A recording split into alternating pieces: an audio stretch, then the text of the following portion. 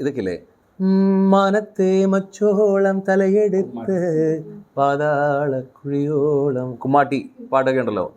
അപ്പം അങ്ങനെയുള്ള പാട്ടുകളൊക്കെ ഞങ്ങൾ റെക്കോർഡിങ്സ് ചെയ്യുന്നത്, ഞങ്ങൾ ഇന്ന് വരുന്ന വഴി പറഞ്ഞുകൊണ്ടിരിക്കുമായിരുന്നു, നമുക്ക് അങ്ങനെയുള്ള പാട്ടുകൾ നമുക്കും കൂടെ ഒന്ന് ഇൻക്ലൂഡ് ചെയ്യണമല്ലോ എന്നുള്ള, അങ്ങനെയുള്ള പാട്ടുകൾ രസമായിരിക്കും എന്നുള്ള രീതിയിൽ. എല്ലാ ശാഖകളും സമ്പ്രദായങ്ങളും ഒക്കെ ഇതിൽ വരുമല്ലോ. അതെ അതെ.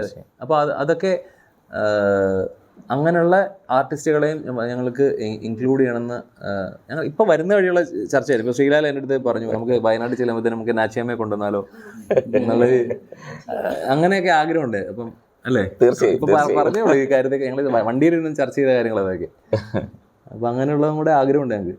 അപ്പം എല്ലാ ഈ വണ്ണസ് എന്ന് പറഞ്ഞ കാര്യം നമുക്ക് എല്ലാവരും അമ്പറിലേക്ക് കൊണ്ടുവരണം എന്നുള്ളൊരു ആഗ്രഹം. തീർച്ചയായും ഈ സോപാന സംഗീതത്തിനെ തിരിച്ച് പോപ്പുലറൈസ് ചെയ്തതിൽ നിങ്ങൾക്ക് എന്തെങ്കിലും പങ്കുണ്ടെന്ന് വിചാരിക്കുന്നുണ്ടോ?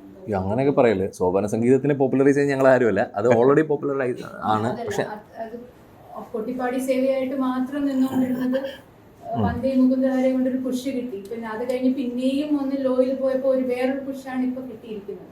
അപ്പൊ അതിന്റെ റീസൺ നിങ്ങളാണെന്ന് വിചാരിക്കുന്നുണ്ടോ? ഞങ്ങൾ അങ്ങനെ വിചാരിക്കുന്നൊന്നുമില്ല.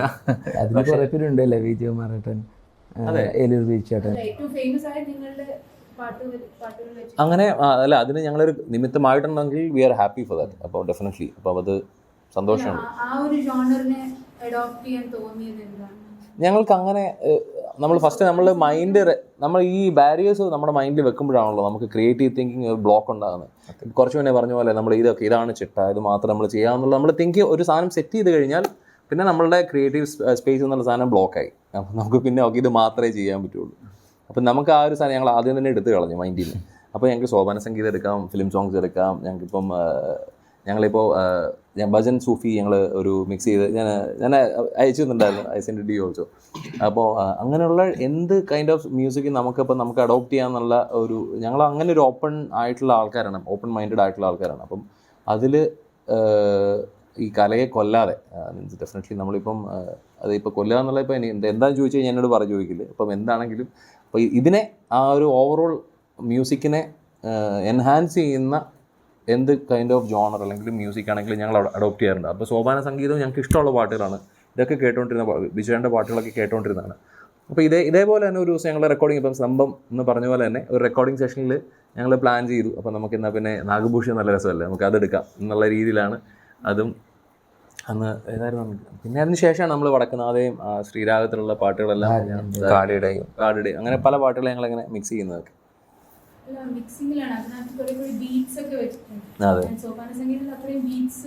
അത് നമുക്ക് ഇടയ്ക്ക് വെച്ച് മാത്രമാണല്ലോ പാടുന്നത് സോപാന സംഗീതം.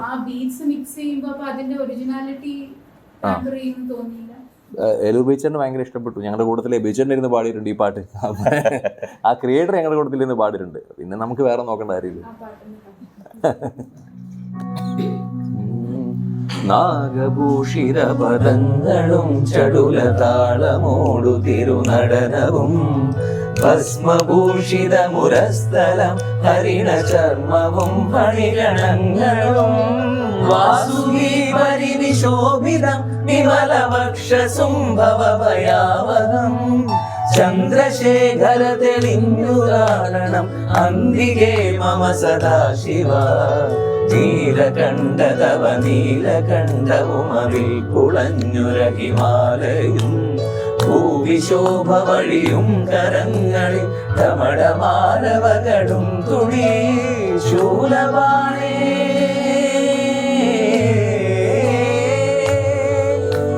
ശൂലപാണി മഹാത്രിശൂലമധുരകവുമേന്തിയേകുവാൻ ചന്ദ്രശേഖര തെളിഞ്ഞു കാണണം അന്തികേ മമ സദാശിവ ചന്ദ്രശേഖര തെളിഞ്ഞു കാണണം അന്തികേ മമ സദാശിവ.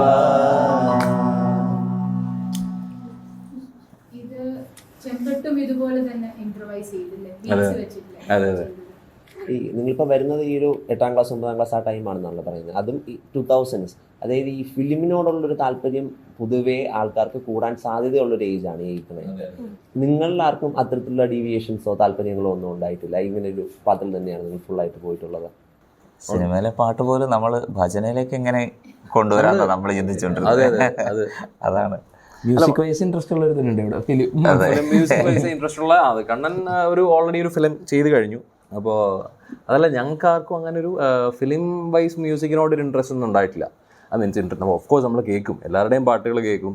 നമുക്ക് പല ആൾക്കാരുടെയും നമുക്ക് ഫേവറേറ്റ് മ്യൂസിക് ഡയറക്ടേഴ്സ് ഉണ്ട്, അവരുടെ പാട്ടുകൾ കേൾക്കും, അതൊക്കെ ഇഷ്ടമാണ്. പക്ഷേ നമുക്ക് ആ ഒരു സ്ട്രീം ഓഫ് മ്യൂസിക്കിലേക്ക് നമ്മളുടെ കരിയർ ബിൽഡ് ചെയ്യാം, അല്ലെങ്കിൽ നമുക്ക് ആ ഒരു ഇതിലേക്ക് നമുക്ക് പാട്ട് കൊണ്ടുപോകാം എന്നുള്ളൊരു തിങ്കിങ് ഞങ്ങൾക്ക് ആർക്കും ഉണ്ടായിട്ടില്ല. അതിൻ്റെ കാര്യം നമുക്ക് ഈ ഒരു സ്റ്റൈൽ ഓഫ് മ്യൂസിക് ഞങ്ങളുടെ ക്ലോസ് ടു ദ ഹാർട്ടായിരുന്നു. അപ്പോൾ നമുക്ക് അതിനെ എങ്ങനെ വളർത്താം എന്നുള്ളൊരു ഞങ്ങൾക്കും വളരണം, അതിൻ്റെ കൂട്ടത്തിൽ അതിനെ എങ്ങനെ വളർത്താം എന്നുള്ളൊരു തിങ്കിങ് എപ്പോഴും ഉണ്ടായിരുന്നു. അത് ഓൾവേസ് ഉണ്ടായിരുന്നു. അതിനെ ഒരു നെക്സ്റ്റ് ഒരു ലെവലിലേക്ക് ലെവലപ്പ് ചെയ്യാം എന്നുള്ളൊരു കൈൻഡ് ഓഫ് തിങ്കിങ് എപ്പോഴും ഉണ്ടായിരുന്നു. നിങ്ങൾ എല്ലാവരും ക്ലാസിക്കലി ട്രെയിൻഡ് ആണ്, പഠിച്ചിട്ടുണ്ട് പാട്ട് ഫോമിൽ പഠിക്കുന്നത്? ഞങ്ങൾ അത്യാവശ്യം ഞങ്ങൾ പഠിച്ചിട്ടുണ്ട്, എല്ലാവരും തന്നെ പഠിച്ചിട്ടുണ്ട്. ഒരു പരിധിയൊന്നും പഠിച്ചിട്ടില്ല കേട്ടോ. അച്ഛൻ പാട്ടുകാരനായിട്ടും അല്ല, പഠിച്ചിട്ടുള്ള ആളൊന്നുമല്ല. അച്ഛനും ഈ വചന പാടും, നമ്മളിപ്പം ക്ലാസിക്കലായിട്ട് പഠിക്കാതെ തന്നെ പാടുന്ന ആൾക്കാരുണ്ടല്ലോ. എന്ന് പറഞ്ഞാൽ നമ്മൾ അങ്ങനെ പാടും, അല്ല വലിയ സംഗീതം പഠിച്ച് വലിയതൊന്നും അല്ല. ഇന്ത്യൻ ട്രഡീഷനിൽ there is a genre call sampradaya bhajan. അപ്പോൾ അതിൽ ഒരു ഫോർമാറ്റ് ഉണ്ട്, അത് കുറേ ഒരു 15th സെഞ്ച്വറി മുതൽ ഇവോൾവ് ആയ ഒരു ഫോർമാറ്റ്. അതിൽ നിന്നും വളരെ വ്യത്യസ്തമായ ഒരു ഫോർമാറ്റാണ് നിങ്ങളുടേത്. എന്നുവെച്ചാൽ അതിൻ്റെ എലമെന്റ്സ് ഒരുപാട് ഉണ്ടെങ്കിൽ കുറേ ഇംപ്രൊവൈസേഷൻസ് ഉണ്ട്. തുടങ്ങിയ സമയത്ത് എങ്ങനെയായിരുന്നു? അന്ന് സ്ട്രിക്ട്ലി ആ സമ്പ്രദായ ഭജൻ ഫോർമാറ്റ് ആയിരുന്നോ? ഇംപ്രൊവൈസേഷൻസ് പിന്നെ വന്നതാണ് കൂടുതൽ. ആദ്യം ഞങ്ങൾ കൂടുതൽ ഫോളോ ചെയ്യാൻ നോക്കി. ഈ സമ്പ്രദായ ഭജന ഫോർമാറ്റ് 100% ഒന്നും ഞങ്ങൾ ഫോളോ ചെയ്തിട്ടില്ല. കാര്യം അത് എന്ന് പറയുന്നത് അതിലെ ദേവതാധ്യാനം എന്ന് പറയുന്ന ഫോമാണ് നമ്മൾ യൂസ് ചെയ്യുന്നത്. അതായത് നമ്മൾ ആ ഒരു 2 hours 2.5 hours നമുക്ക് എങ്ങനെ ഗണപതി അല്ലെങ്കിൽ ഗുരുവിനെ തുടങ്ങി നമ്മൾ ആ ശ്ലോകങ്ങളും കീർത്തനങ്ങൾ നാമാവലികൾ ആ ഒരു കൈൻഡ് ഓഫ് ഫോർമാറ്റ് തന്നെയായിരുന്നു നമ്മൾ ഫോളോ ചെയ്തുകൊണ്ടിരുന്നത്. നമ്മുടെ ഓഡിയൻസും അങ്ങനെയുള്ളവരല്ലേ, അതുകൊണ്ട് അങ്ങനെയുള്ള ഓഡിയൻസ് ഉണ്ടായിരുന്നോ? അല്ല, അതാ പറഞ്ഞേ. അപ്പോൾ ഓഡിയൻസ് ഒക്കെ കുറവായിരുന്നു. അപ്പം നമ്മൾ അങ്ങനെ സമ്പ്രദായ രീതിയിലുള്ള ഓഡിയൻസ് അത് കേൾക്കാൻ ആഗ്രഹിക്കുന്ന ആൾക്കാർ അങ്ങനെയുള്ളവരൊന്നും നമ്മുടെ ഇതിന് വരാറില്ല. രാധാ കല്യാണം, രുക്മിണി കല്യാണം ഒന്നും ഞങ്ങൾ ചെയ്തിട്ടില്ല. ഞങ്ങൾ അതൊക്കെ പ്രോപ്പറായിട്ട് സമ്പ്രദായ ഭജന അത് ചിട്ട പഠിച്ചു അത് അങ്ങനെ ചെയ്യുന്ന ആൾക്കാരാണ്. ഞങ്ങൾ രാധാ കല്യാണം, രുക്മിണി കല്യാണത്തിൻ്റെയൊക്കെ എസെൻസും അതിൽ യൂസ് ചെയ്യുന്ന പാട്ടുകളും അത് ദേവതാധ്യാനം എന്നുള്ള 2.5 മണിക്കൂർ അല്ലെങ്കിൽ 3 മണിക്കൂർ പാടാൻ വേണ്ടിയിട്ട് ആ പാട്ടുകൾ ഞങ്ങൾ സെലക്ട് ചെയ്ത് അത് പാടും. അത് നമ്മൾ ശ്ലോകം, കീർത്തനം, നാമാവലി എന്നുള്ള രീതിയിലുള്ള ഫോർമാറ്റിലായിരിക്കും. അപ്പം അത് പക്ഷേ ഈ രാധാകല്യാണം, രുക്മിണി കല്യാണം ഒരു ഫോർമാറ്റാണ്. അതിൽ പൂജകളുണ്ട്, അതിനേതായിട്ടുള്ള ചടങ്ങുകളുണ്ട്. അപ്പം അത് അങ്ങനെ അത് കൂടുതലും തമിഴ് ബ്രാഹ്മിൺസ് അല്ലെങ്കിൽ ബ്രാഹ്മിൺസിൻ്റെ കൂടുതൽ ചെയ്യുന്ന, അല്ലാതെ ബാക്കിയുള്ള ഒരു കമ്മ്യൂണിറ്റീസിലേക്കൊന്നും ചെയ്യുന്ന ചടങ്ങുകളല്ല. പക്ഷേ ഇതിലൊക്കെ ഞാൻ അറ്റൻഡ് ചെയ്തിട്ടുണ്ട്, അല്ലെങ്കിൽ ഞങ്ങളെല്ലാവരും അറ്റൻഡ് ചെയ്തിട്ടുണ്ട്. വേറെ പല ആൾക്കാരും ചെയ്യുന്നതും ഇപ്പം കടയനല്ലൂർ പോലെയുള്ള അല്ലെങ്കിൽ തമിഴിലുള്ള പല ആൾക്കാർ ചെയ്യുന്ന ചടങ്ങുകൾ ഞങ്ങൾ പല സ്ഥലങ്ങളിൽ വെച്ച് ഞങ്ങൾക്ക് അറ്റൻഡ് ചെയ്യാനായിട്ടും അത് എക്സ്പീരിയൻസ് ചെയ്യാനായിട്ട് സാധിച്ചിട്ടുണ്ട്. പക്ഷേ അത് ഞങ്ങൾ പേഴ്സണലി ചെയ്യാറില്ല. ഞങ്ങൾ ആ ഒരു ഭജൻ എന്നുള്ള ആ ഒരു എസെൻസ്, ആ ഒരു ക്രീം മാത്രം എടുത്തിട്ടാണ് നമ്മൾ പെർഫോം ചെയ്തുകൊണ്ടിരുന്നത്.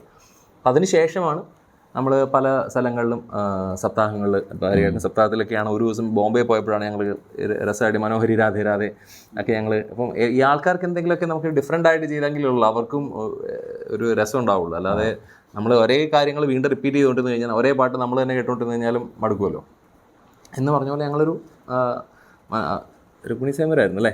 രുക്മിണി സ്വയംവരത്തിനായിരുന്നു. രുക്മിണി സ്വയംവരത്തിനപ്പം മനോഹരി രാധേ രാധേ എന്നുള്ളൊരു ഒരുപാട് സിനിമ പാട്ട് വെച്ചിട്ട് അതിങ്ങനെ ചെയ്യും പോലെ അങ്ങനെ ഉണ്ടാക്കിയതാണ്. അപ്പം അവിടെ നിന്നാണ് പിന്നെ ആൾക്കാർക്ക് ഇഷ്ടപ്പെട്ടു തുടങ്ങി.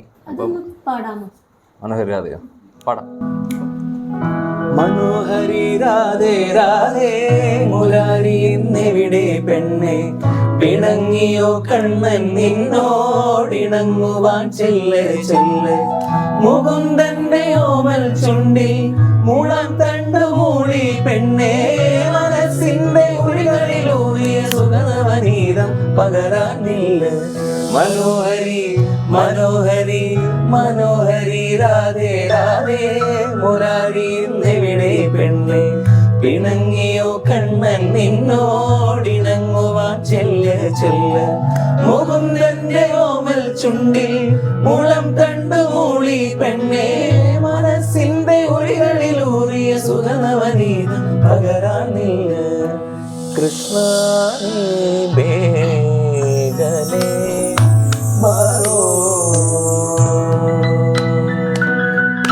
കൃഷ്ണ നീ വേഗലേ മാറോ,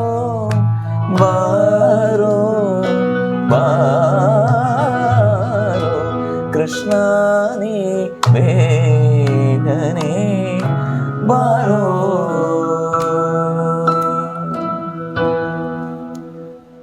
ഇതായിരുന്നു ആദ്യത്തെ നിങ്ങളുടെ ഹിറ്റ് സോങ് എന്ന് പറയാവുന്നത്? Viral songs, social media viral സോങ്സിൽ യെസ് ഇതായിരുന്നു. ഇതിനു മുന്നേ കേൾവിക്കാരും കാഴ്ചക്കാരും ഇല്ലാതിരുന്ന കുറെ അനുഭവങ്ങൾ ഉണ്ടാവില്ലേ? എങ്ങനെയായിരുന്നു അത്? നമുക്കതൊരു അങ്ങനെയൊന്നും ഫീൽ ചെയ്തിട്ടില്ല. നമുക്കതൊരു പ്രശ്നം ഉണ്ടായിട്ടില്ല. നമുക്കെല്ലാം ഒരുപോലെയൊക്കെ തന്നെയായിരുന്നു.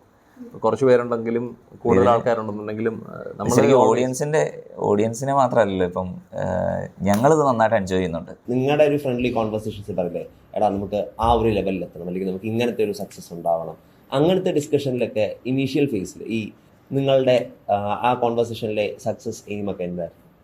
40 വയസ്സിന് മുന്നേ ബാക്കിയുള്ള പണികളിൽ റിട്ടയർ ചെയ്തിട്ട് ഭജന കൊണ്ട് ജീവിക്കണം. ഫുൾ ടൈം ഭജന. അതൊരു ഫുൾ ടൈം ഭജന, അതൊരു അംബീഷൻ ആയിരുന്നു. അതിന് ഇത്ര പൈസ വേണം അല്ലെങ്കിൽ ഈ ലെവലിൽ എത്തണം അങ്ങനെയൊന്നുമില്ല. പക്ഷേ നമുക്ക് വി നീഡ് റിട്ടയർ ബിഫോർ 40. അത് ഭജന ഫുൾ ടൈം ഭജന. നമുക്ക് ഇങ്ങനെ ട്രാവൽ ചെയ്ത് ഭജന ചെയ്ത് ഇങ്ങനെ നടക്കണം. ഇപ്പൊ ഏത് ചെയ്തിൽ എത്താറായി. ഇത്രയും പെട്ടെന്ന് എത്തുമെന്ന് ഞങ്ങൾ കരുതിയില്ല. എല്ലാരും വർക്കിംഗ് അല്ലേ? അതെ അതെ, ഞങ്ങള് എല്ലാവരും വർക്കിംഗ് ആണ്. കുറച്ചു പേരൊക്കെ 1 by 1 റിസൈൻ ചെയ്തുകൊണ്ടിരിക്കുന്നു. വളരെ കോമ്പറ്റീറ്റീവ് ആയിട്ടുള്ള ജോബ്സിന് ജോലി ചെയ്യുന്നവരാണ് നിങ്ങളെല്ലാവരും. എന്നിട്ട് ഇത്രയും സമയം നിങ്ങൾക്ക് എങ്ങനെ കിട്ടുന്നത്? ബോസസ് ഒന്നും വഴക്ക് പറയില്ലേ എന്നാണ്? ഓഫീസിലോ?